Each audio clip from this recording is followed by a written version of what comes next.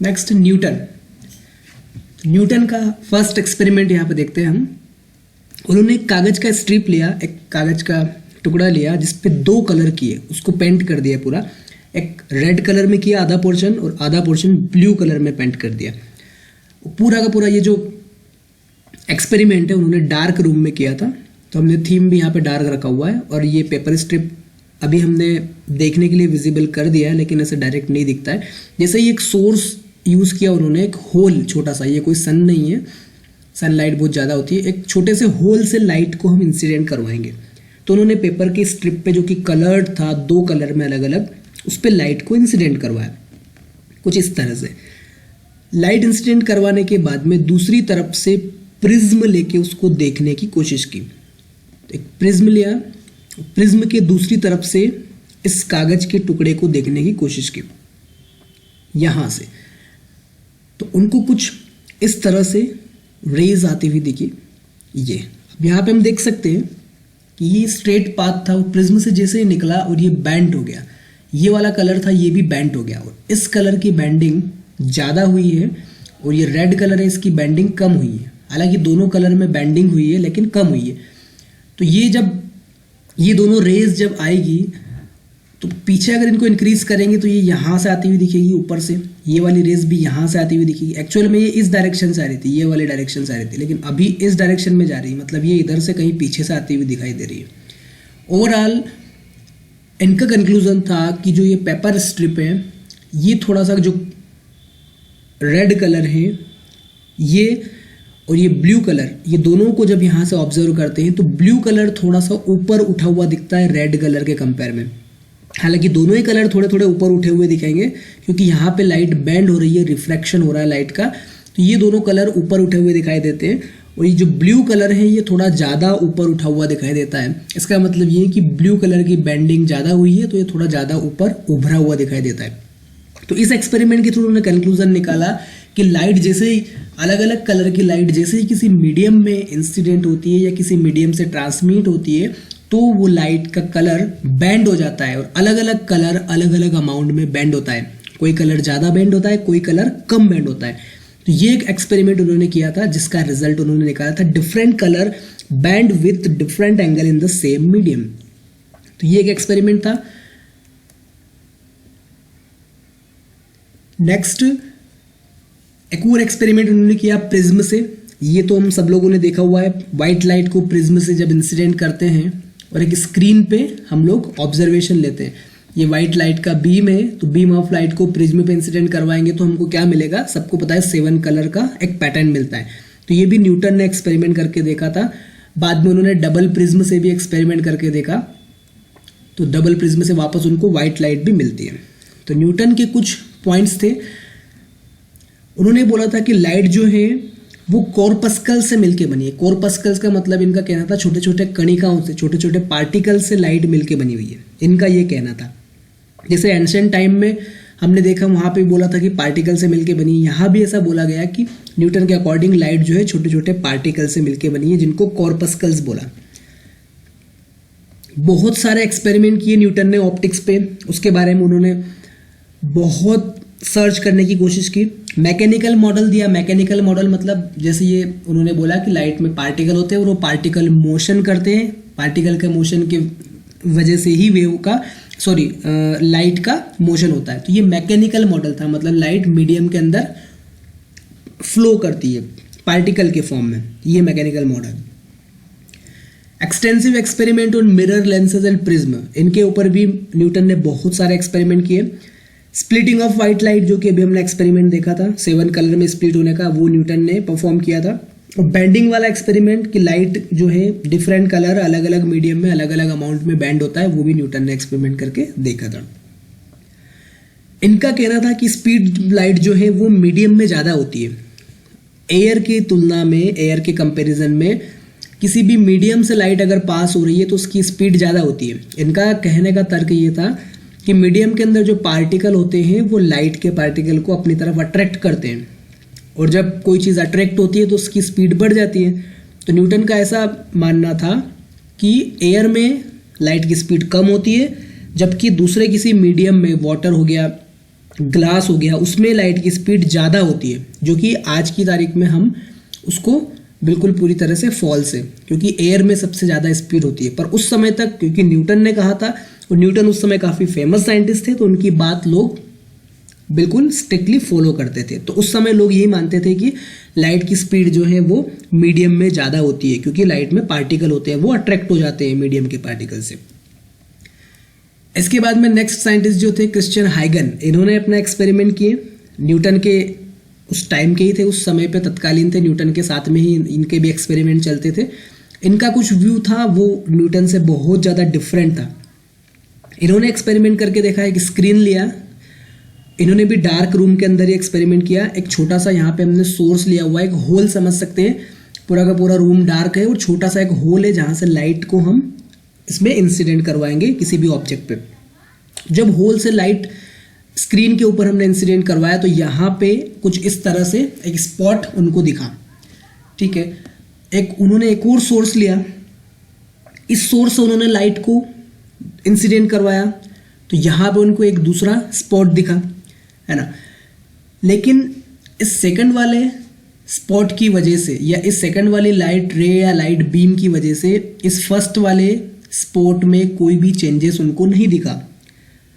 तो इनका कहना था कि अगर लाइट पार्टिकल है तो ये वाले लाइट के पार्टिकल इधर से जा रहे हैं इस तरफ येलो कलर के पाथ में, रेड लाइट के पार्टिकल इस रेड कलर के पाथ में जा रहे हैं। तो यहाँ पे जब ये दोनों लाइट के पार्टिकल एक दूसरे से कोलाइड होते हैं तो ये पैटर्न डिस्टर्ब होना चाहिए ना।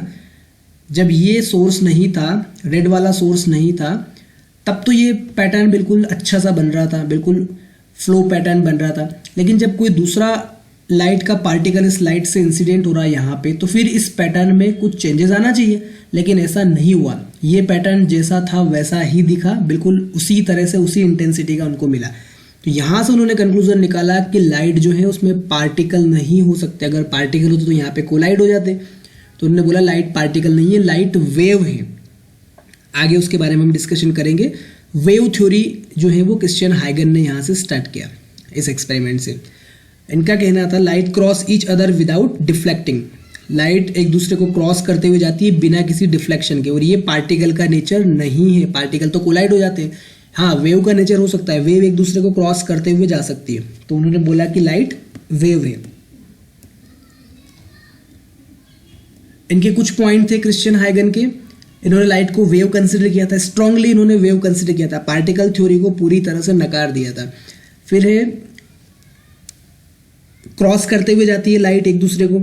साउंड लाइक मॉडल इन्होंने दिया। इनका कहना था कि जैसे हम बोलते हैं तो हमारी आवाज़ एक जगह से दूसरी जगह तक ट्रांसमिट होती है, ठीक वैसे ही लाइट जो है वो भी एक जगह से दूसरी जगह तक साउंड के फॉर्म में ही, साउंड जैसे ट्रांसमिट होता है उसी तरह से ये भी ट्रांसमिट होती है किसी मीडियम के थ्रू।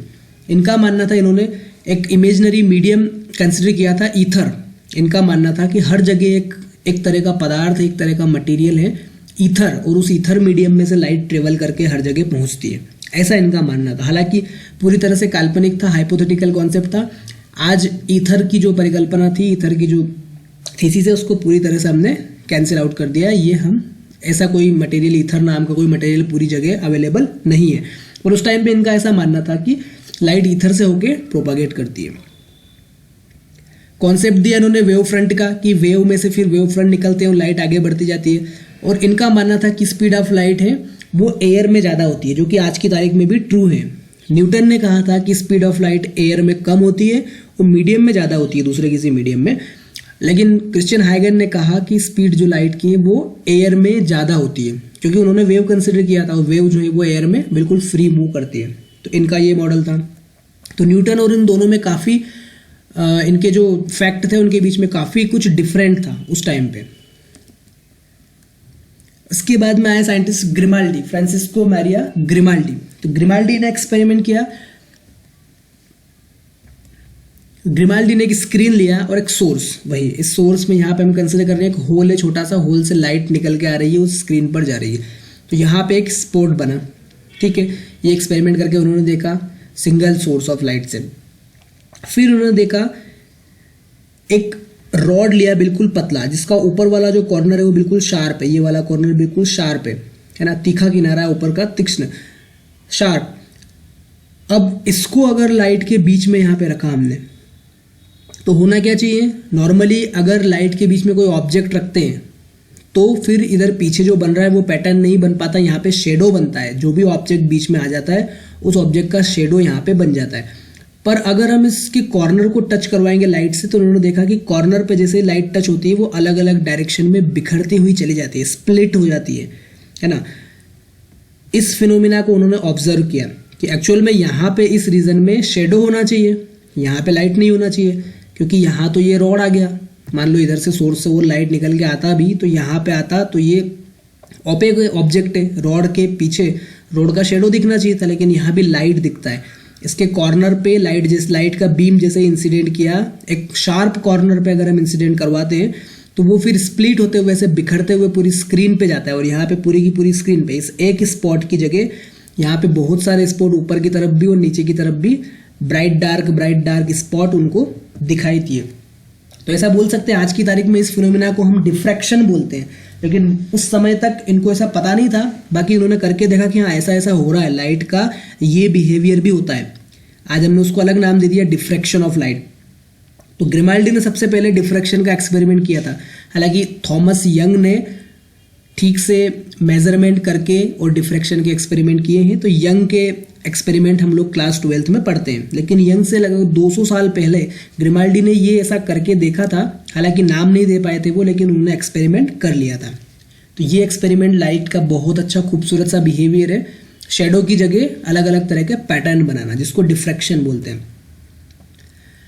तो इनका फिर मानना था कि लाइट जो है वो कुछ ना कुछ फ्लूइड के जैसी है, इसके अंदर फ्लूइड होता है। इनका ऐसा मानना था कि लाइट के अंदर पार्टिकल नहीं है, पूरा का पूरा एक फ्लूइड है। जैसे कि पानी हम किसी चीज़ पे डालते हैं वो बिखर जाता है कॉर्नर से, ऐसा ही लाइट भी एक फ्लूइड है जो कि यहाँ से बेंड हो जाती है और स्प्लिट होते हुए अलग अलग जगह पे जा रही है। तो ये था ग्रिमाल्डी का एक्सपेरिमेंट। एक और एक्सपेरिमेंट करके उन्होंने देखा, सोर्स लिया और यहाँ पे इसका एक स्पॉट बनाया, है ना। सिंगल सोर्स लिया है, छोटा सा यहाँ पे होल है जिसमें से लाइट आ रहा है और यहाँ पे एक स्पॉट बन रहा है बिल्कुल शार्प। अब इन्होंने एक और सोर्स लिया। अब अगर इस सोर्स को भी हम इसी पॉइंट के ऊपर फोकस करेंगे, इसी कलर के लाइट को एक जैसा, ये वाला सोर्स दोनों एक जैसे सोर्स लिए, दो सोर्स ले लिए हमने, या ऐसा मान ले दो होल ले लिए, छोटे छोटे दो होल कर दिए। इस होल से भी लाइट निकल के आ रही है, इस होल से भी लाइट निकल के आ रही है, और दोनों लाइट एक ही जगह फोकस हम करें। अगर इससे आने वाली लाइट को भी हम यहाँ पे फोकस करें तो इसकी इंटेंसिटी बढ़ जाना चाहिए, है ना, क्योंकि ये पहले से शार्प है, ऊपर से एक होल है और लाइट यहाँ से आएगा, तो इसके ऊपर जैसे ही लाइट गिरेगा तो इसकी इंटेंसिटी और ज़्यादा बढ़ जाएगी। लेकिन जब उन्होंने इसके ऊपर दूसरे होल से लाइट को इंसिडेंट करवाया तो इनको ऐसे कुछ डार्क स्पॉट दिखे उसके अंदर। उसकी इंटेंसिटी बढ़ी जरूर है, लेकिन हर जगह पूरा का पूरा चमकीला दिखा ऐसा नहीं है। उनको सेंटर में बहुत ज़्यादा ब्राइट दिखा, फिर कुछ डार्क सर्कल दिखा, फिर ब्राइट, फिर डार्क, फिर ब्राइट, ऐसे ब्राइट डार्क पैटर्न उनको मिला। तो ये भी लाइट का एक बिहेवियर, उन्होंने बोला कि लाइट जरूर वेव है या फ्लूइड लाइक मॉडल उसका है, पार्टिकल तो नहीं हो सकता, क्योंकि ये ऐसा पैटर्न जो मिल रहा है मिक्स जब हो रहे हैं तो वेव एक दूसरे से एडअप होती है। हमने वेव का एडिशन जब हम पढ़ते हैं तो वेव एक दूसरे से सुपर इम्पोज होती है और फिर अलग अलग तरह के पैटर्न बनाती है, कहीं पे इंटेंसिटी ज़्यादा, कहीं पे कम। तो ये इंटरफेरेंस, इस फिनोमेना को बोलते हैं इंटरफेरेंस, है ना। दो सोर्स से लाइट आके एक जगह मिलती है तो उसको बोलते हैं इंटरफेरेंस। हालांकि इसके अंदर बहुत सारी अलग अलग कंडीशन होती है, सोर्स का साइज, स्क्रीन का साइज, स्क्रीन और सोर्स के बीच का डिस्टेंस, और ये सब चीज़ें हमको मैटर करना पड़ती है, तब जाके ऐसा पैटर्न दिखता है। हमेशा ऐसा पैटर्न दिखेगा वो जरूरी नहीं कि एक सोर्स यहाँ ले लिया, एक सोर्स यहाँ ले लिया और यहाँ पे देखा तो हमको ऐसा पैटर्न मिल जाएगा। बहुत छोटा सा सोर्स लेते हैं, उसमें भी कलर होता है, मोनोक्रोमेटिक लाइट की बीम लेते हैं, लेजर बीम से हम एक्सपेरिमेंट करते हैं। बहुत प्यारा एक्सपेरिमेंट होता है इंटरफेरेंस का, क्लास 12th में होता है।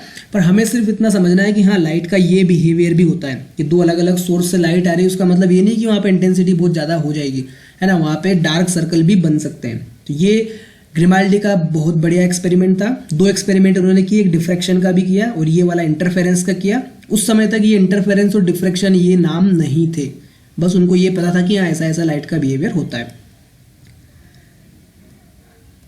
नेक्स्ट इनकी कुछ पॉइंट्स हैं, है ना। इन्होंने कॉर्पस्कल्स थ्योरी को पूरी तरह से डिनाइन कर दिया। इन्होंने नहीं माना कि पार्टिकल है, इनका मानना है पार्टिकल नहीं है लाइट, वो भी कुछ फ्लूइड लाइट मटेरियल हो सकता है। पहला एक्सपेरिमेंट इन्होंने किया था, है ना, जो डिफ्रैक्शन वाला अभी हमने देखा, और इंटरफेरेंस वाला एक्सपेरिमेंट इन्होंने किया। इनका कहना था कि स्पीड ऑफ लाइट एयर में ज़्यादा होती है। इन्होंने भी हाइगन को सपोर्ट किया। हाइगन ने कहा था स्पीड ऑफ लाइट ज़्यादा होती है, इन्होंने उसको सपोर्ट किया। फिर है ओली रोमर। तो ओली रोमर जो थे उन्होंने सबसे पहले लाइट की स्पीड को डिटरमाइन किया था एक्सपेरिमेंट की हेल्प से। हालांकि ये भी लाइट की स्पीड मेजर करने के लिए एक्सपेरिमेंट नहीं कर रहे थे, ये तो अपना दूसरा काम कर रहे थे। जुपिटर जो है उसका एक मून होता है, जुपिटर का एक उपग्रह है, मून है आईओ। तो जुपिटर का जो मून है वो जुपिटर के अराउंड रिवोल्यूशन करता है। तो रोमर चेक करना चाह रहे थे कि आईओ जो है वो जुपिटर के अराउंड रिवोल्यूशन कितने टाइम में कंप्लीट करता है। तो उसको करते करते उनको स्पीड ऑफ लाइट पता चली एक्सीडेंटली। तो ये उन्होंने एक, जैसे ये सन है हमारा, सन के अराउंड ये अर्थ है, रिवोल्यूशन करती है अलग अलग टाइम पे, अलग अलग जगह, यहाँ है कभी यहाँ है, ये अर्थ हमने कंसिडर किया सन के अराउंड। तो ये लिया हमने जुपिटर। जुपिटर भी सन के अराउंड रिवोल्यूशन करता है। और जुपिटर का एक मून है आईओ, इसका नाम दिया हुआ है आईओ। जुपिटर का एक उपग्रह है, जुपिटर का मून है। तो ये जुपिटर के अराउंड मोशन करेगा, रिवोल्यूशन करेगा। तो एक्चुअल में रोमर जो है वो पता लगाना चाह रहे थे कि ये आईओ जो है, ये आईओ इस जुपिटर की ये पूरी रिवोल्यूशन करने में कितना टाइम लेता है। तो वो इसका ऑब्जर्वेशन अर्थ से टेलीस्कोप की हेल्प से कर रहे थे। पर वो ऑब्जर्वेशन ऐसा लेते हैं कि एक बार उन्होंने जनवरी में ऑब्जर्वेशन लिया, फिर 2-3 महीने बाद फिर ऑब्जर्वेशन लिया, फिर 4-5 महीने बाद फिर ऑब्जर्वेशन लिया। तो अलग अलग मंथ में उन्होंने इसका ऑब्जर्वेशन लिया और वो इसके टाइम पीरियड को कैलकुलेट करना चाहते थे। उसी बीच उनको कैलकुलेशन करते करते स्पीड ऑफ लाइट की वैल्यू पता चली। वो बहुत ज़्यादा उसमें कैलकुलेशन से, तो वो कैलकुलेशन करते करते उनको लाइट की स्पीड एक्सीडेंटली पता चली। वो कुछ इस प्रकार थी 2.11 × 10⁸, जो कि आज जो है स्पीड उससे कम है, लेकिन हाँ उसके नियरली इक्वल है, फिर भी ज़्यादा कम नहीं है। तो ये एक्सीडेंटली उन्होंने पता करी। उसके बाद में जेम्स ब्रैडली ने भी एक्सपेरिमेंट किए और उन्होंने वो भी सेलेशियल ऑब्जेक्ट को ही देखना चाहते थे। आकाश में जो टेलेशियल एस्ट्रोनॉमिकल ऑब्जेक्ट जो है, प्लैनेट्स हैं या उनके मून हैं या स्टार हैं, उनको ऑब्जर्व करते थे। एक्सीडेंटली इन्होंने भी उसको ऑब्जर्व करते करते बीच में उनको टाइम पीरियड का कैलकुलेशन किया, डिस्टेंस का कैलकुलेशन किया। और चूंकि ऑब्जर्वेशन जब भी लेना है तो लाइट तो होना ही चाहिए, तभी तो कोई चीज़ दिखेगी। तो लाइट को बीच में उन्होंने कंसिडर करके और एक्सीडेंटली स्पीड ऑफ लाइट उन्होंने फाइंड आउट की। तो इनकी स्पीड ऑफ लाइट निकली 3.01 × 10⁸ मीटर पर सेकंड, जो कि काफ़ी नियरली इक्वल है। हालांकि इन्होंने भी इंटेंशियली एक्सपेरिमेंट नहीं किया था स्पीड ऑफ लाइट को मेजर करने के लिए, गलती से ये एक्सपेरिमेंट में उनको स्पीड ऑफ लाइट पता चली। लास्ट स्लाइड है इसमें, लुइस फिजो एक्सपेरिमेंट। इन्होंने क्या किया, इस तरह का कुछ एक्सपेरिमेंट किया। इन्होंने लाइट की स्पीड मेजर करने के लिए ही एक्सपेरिमेंट किया था, ये दूसरा कुछ नहीं कर रहे थे, स्पीड मेजर करना चाह रहे थे बिल्कुल प्योर। तो यहाँ पे इन्होंने एक लाइट का एक मिरर इन्होंने लगाया अपने रूफ पे, छत के ऊपर एक मिरर लगा दिया, और दूसरा मिरर लगाया इन्होंने हिल टॉप पे, अपने घर से बहुत ज़्यादा दूर, लगभग 8 किलोमीटर दूर। ये डिस्टेंस था 8.633 किलोमीटर। एक मिरर यहाँ लगाया, इतने डिस्टेंस दूर एक मिरर एक पहाड़ी के ऊपर लगाया। वो एक मिरर इनके घर की छत के ऊपर लगाया। यहाँ से लाइट का जो सोर्स है, इस सोर्स से लाइट इंसिडेंट करवाया इस वाले मिरर पे जो घर पे लगा हुआ था। उस लाइट को इन्होंने एक व्हील से पास करवाया और व्हील से पास करवाते हुए इस मिरर पे इंसिडेंट करवाया। अब ये जो व्हील है, इस व्हील के अंदर ये टूथ बने हुए हैं, छोटे छोटे ब्लॉक बने हुए हैं, उनके बीच में थोड़ा थोड़ा गैप है। अब ये टूथ का जितना विड्थ है उतना ही विड्थ इन दोनों के बीच के डिस्टेंस के बराबर है। वो डिस्टेंस और इनका विड्थ इक्वल है। इसको अलग अलग वेलोसिटी से, इसकी वेलोसिटी को फिक्स करके इसको घुमाते हैं। सबसे पहले इस व्हील को हमने स्टार्ट किया रोटेट करना। जब इसको रोटेट करते हैं तो ये लाइट इसके टूथ के अंदर से, ये जो ब्लॉक बने इसमें से पास होकर यहाँ निकलती है और यहाँ से रिफ्लेक्ट होकर रिटर्न आती है। तो जब ये व्हील हम इनिशियली किस वेलोसिटी से घुमाते हैं तो यहाँ से ऑब्जर्व करते हैं तो हमको ये लाइट इधर से इंसिडेंट होके वापस रिटर्न आती हुई दिखती है, इधर से गई और इधर से आती हुई दिखती है। इसकी स्पीड हम कुछ एक फिक्स कर देते हैं और बढ़ाते जाते हैं और बढ़ाते जाते हैं। एक पॉइंट ऐसा आता है जब ये वाली लाइट यहाँ से इधर पास हो जाती है और रिटर्न जब लाइट आती है उस समय इस व्हील का ये वाला पोर्शन उसके बीच में आ जाता है। अभी बीच में से ब्लॉक में से निकल के गई और रिटर्न आई, तब तक हमने इसको इतना घुमाया, हल्का सा एक राउंड घुमाया जरा सा, तो ये बीच वाला पोर्शन हटके अब ये टूथ इस लाइन के बीच में आ जाता है। तो टूथ पे जैसे लाइट टकराती है उधर से आके, तो वो लाइट हमको इधर विजिबल नहीं होती है। तो ऐसा कुछ एक्सपेरिमेंट उन्होंने किया और फिर इस व्हील की वेलोसिटी जो थी उसको उन्होंने पहले से लिखा, फिर लाइट यहाँ से यहाँ तक कितने टाइम में आई उसको उन्होंने कैलकुलेट किया, और टाइम और यहाँ से यहाँ तक का डिस्टेंस जो दे रखा है वो डिस्टेंस उसकी हेल्प से किसी न किसी तरह से उन्होंने वेलोसिटी को फाइंड आउट किया लाइट की। उसके बारे में ज़्यादा डीप में हम लोग नहीं जाएंगे, लंबा कैलकुलेशन है, लेकिन इस तरह कुछ अरेंजमेंट उन्होंने किया था। वो लाइट की स्पीड को मेजर करने के लिए पहली बार एक्सपेरिमेंटल सेटअप दिया था फिजो ने। ये फिजो का एक्सपेरिमेंट है। इसके बाद में है फोकॉल्ट ने और फिजो ने। फोकॉल्ट ने फिर लैब में मेजर करके बताया। फिजो ने जो है एक हिल टॉप पे लगाया था, एक अपने घर की छत पे लगाया था, 8 किलोमीटर का डिस्टेंस था, मतलब लैब में नहीं किया था। और फोकॉल्ट ने स्पीड ऑफ लाइट को मेजर करने का एक्सपेरिमेंट लैब में किया था और लैब में करके फिर लाइट उसका पता लगा। तो ये लास्ट स्लाइड है, कुछ पॉइंट यहाँ पे हम देख लेते हैं। इतने डिस्टेंस पे उन्होंने करके देखा था। इनको जो लाइट की स्पीड मिली थी वो थी 3.15 × 10⁸ मीटर पर सेकंड, जो कि काफी कुछ इक्वल है आज की जो स्पीड है हमारी उसके। फोकॉल्ट ने फिर लैब में फर्स्ट एक्सपेरिमेंट किया था स्पीड ऑफ लाइट मेजर करने का और इनका रिजल्ट निकला था। फिर उसके बाद में फोकॉल्ट ने वाटर के अंदर, पानी के एक टब में स्पीड ऑफ लाइट को मेजर किया, है ना, क्योंकि वो लैब में फिर ऐसा उन्होंने अरेंजमेंट बनाया कि वहीं के वहीं लाइट को घुमा सके।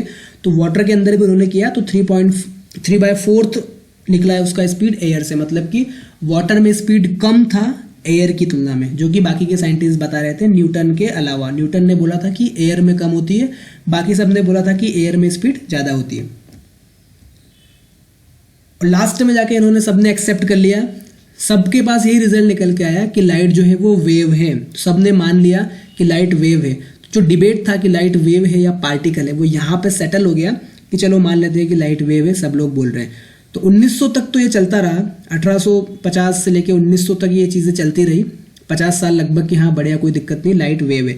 लेकिन 1902 में फिर लेनार्ड ने एक एक्सपेरिमेंट किया, फोटो इलेक्ट्रिक इफेक्ट। लेनार्ड नाम के साइंटिस्ट ने फोटो इलेक्ट्रिक इफेक्ट का एक एक्सपेरिमेंट किया, जिसमें लाइट को जैसे ही किसी मटेरियल पे डालते हैं उसमें से इलेक्ट्रॉन निकलने लगते हैं।